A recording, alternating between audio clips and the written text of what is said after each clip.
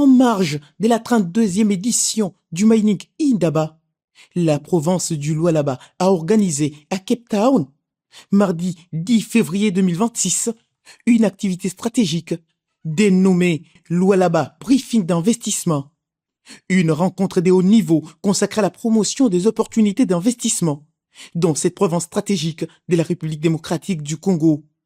Cette initiative a réuni des investisseurs internationaux, des opérateurs miniers, des acteurs économiques, ainsi que plusieurs personnalités politico-administratives, avec pour objectif de positionner le Lualaba comme une destination attractive, compétitive et ouverte aux investissements au-delà de son identité minière traditionnelle. La gouverneure de la province du Lualaba a présenté une vision ambitieuse et inclusive du développement provincial.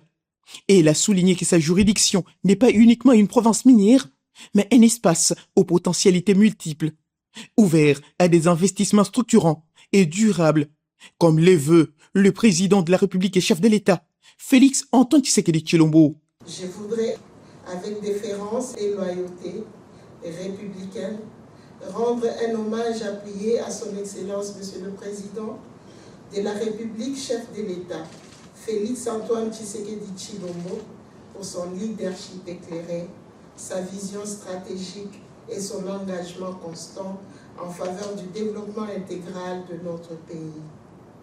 La province du Lualaba a identifié et structuré un pipeline clair et cohérent d'opportunités d'investissement, articulé autour de 5 secteurs priorités, à savoir les mines, l'énergie, les infrastructures, l'agriculture et le tourisme. Ce sont des opportunités mûres, réalistes et orientées vers l'exécution, que nous souhaitons vous présenter dans une logique de partenariat durable, mutuellement bénéfique et créateur de valeurs ajoutées locales. À la suite de cette allocution, un panel de haut niveau a réuni des représentants des Glencore, des Kamoa Copper, de la Banque centrale. Ensemble, ils ont partagé leurs expériences, mettant en lumière la rentabilité des investissements, les avantages compétitifs du Lualaba, ainsi que l'environnement économique et financier favorable qu'offre la province. My question is, what concrete project in Lualaba are currently investment ready and open to partnership with international, particularly US investors? Très émerveillés, quelques entrepreneurs du Lualaba présents à ces briefings ne sont pas restés indifférents face à l'initiative.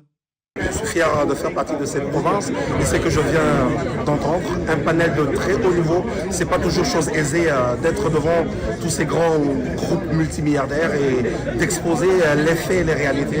Elle a été à la hauteur et courage et nous la remercions pour cette ouverture d'esprit et nous espérons que ça va porter des très grands fruits, des bons fruits pour tous les Lualabais que nous sommes. Nous appelons au monde de pouvoir venir aussi dans les domaines de l'agriculture. Les hommes les plus riches au monde sont des agriculteurs et des fermiers. Il n'y a pas que les miniers qui cherchent de l'énergie.